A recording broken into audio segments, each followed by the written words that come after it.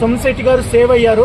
But Suman Shetty గారు maybe ఈ week కొంచెం కవర్ చేసుకుని ఎగ్జైటింగ్ గా టాస్క్ లోకి ఇన్వాల్వ్ అయితే ఫోర్స్ గా అయితే then he will get the chance in top 5. Actually he should be in top 5 but he last his game. Actually love birds గురించి ఏం చెప్తారా? లవ్ బర్డ్స్ ఉన్నాయి కదండి లోపల. ఎవరెవరు? Demon Pavan, Rithik Chowdary. What bro? Actually వాళ్ళిద్దరు లవ్ బర్డ్స్ కాదు బ్రో, బెస్ట్ ఫ్రెండ్స్. యాక్చువల్గా I have to appreciate to them first of all. ఎందుకంటే మనము బయట కానీ ఎక్కడైనా ఇద్దరు ఫ్రెండ్స్ని కానీ లవర్స్ని కానీ ఎవరైనా కామెంట్ చేస్తే ఆ బాండ్ని వదిలేయాలనుకుంటారు. ఈవెన్ వాళ్ళు ఇంతమంది కామెంట్ చేసినా వాళ్ళ బాండ్ని అయితే వదలలేదు. ఈవెన్ దో దేవర్ ఫాటెడ్ మెనీ టైమ్స్.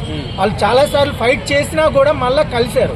అది కలవడం అనేది గ్రేట్ థింగ్. ఆ లైవ్ షోలో అంత బ్యాడ్ నేమ్ వస్తుందని అనుకుంటారు, చాలా మంది విడిపోతారు. కానీ వాళ్ళ కన్సిస్టెన్సీకి హ్యాట్స్ ఆఫ్ చెప్పాలి బ్రదర్.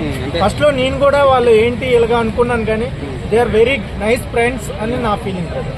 అంటే ఎవరు స్ట్రాంగ్ అందులో? డిమాండ్ పవన్ స్ట్రాంగ్, రీతు అట్లా పట్టుకుని ఉందంట. Actually, both are strong, brother. Both are fighting each other many times, but they met each other many times. అది great thing.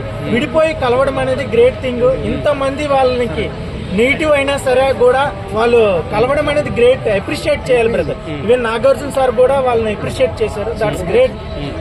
Great player in great player in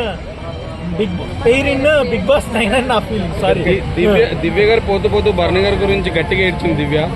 ఏం చెప్తారు మీరు రాత్రి పోతూ? ఆమె ఆల్రెడీ లాస్ అయిపోయింది తన గేమ్. ఎప్పుడైతే టార్గెటెడ్ అనుజ, అందరికీ చెప్పాను, అవసరం కోసం స్నేహం, అవసరం తీరాక మోసాలు అన్నట్టుగా దివ్య భరణి గారిని అండ్ తనుజని స్నేహంగా యూజ్ చేసుకుని టార్గెట్ మళ్ళీ తనుజనే చేసింది. యాక్చువల్గా ఏంటంటే మనం బలవంతుడిని ఎప్పుడైనా టార్గెట్ చేయకూడదు. బలవంతుడు పక్కనున్న బలహీనుడిని టార్గెట్ చేస్తే బలవంతుడు బలహీనుడు అవుతాడు. మనం డైరెక్టర్ గా బలవంతుడిని టార్గెట్ చేస్తే మనం బలహీనులం అయిపోతాం. అది తెలియక తనుజని టార్గెట్ చేసింది దివ్య. బ్యాక్ ఎలిమినేట్ అయిపోయింది. కొన్ని వర్డ్స్ లో అన్నయ్య అంటుంది, కొన్ని వర్డ్స్ లో లవ్ బర్డ్స్ లో ఫీల్ అవుతుంది. మీరేమంటారు? నిజంగా అన్నయ్య దివ్య అన్నయ్య అంటుంది. మీరు క్లారిటీకి విన్నారో లేదు, దివ్య అన్నయ్య అనలేదు. దివ్య మమ్మీకి భరణి గారు అన్నయ్య.